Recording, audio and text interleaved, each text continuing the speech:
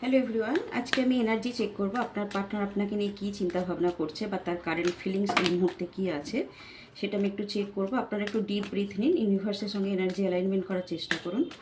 তো টেকে deep breathe, আমি দেখে নিচ্ছি এনার্জি কী আছে, আপনার পার্টনার আপনাকে নিয়ে কী চিন্তাভাবনা করছে, তার মাইন্ডে কী চলছে। ওকে, আচ্ছা, এখানে যারা যারা সিঙ্গেল আছেন তাদের কিন্তু খুব ভালো খবর তাদের জন্য একটা।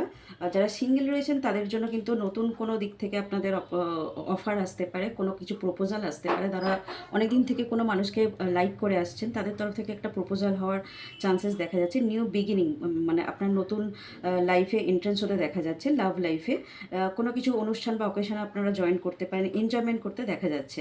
আচ্ছা, যারা অলরেডি রিলেশনশিপে আছেন তাদের কিন্তু একটু প্রবলেম থাকতে পারে, তাদের দুজনের মধ্যে মিসআন্ডারস্ট্যান্ডিং হতে পারে, হয়তো কিছু দিনের জন্য অন অফ সিচুয়েশনও আসতে পারে আপনাদের মধ্যে।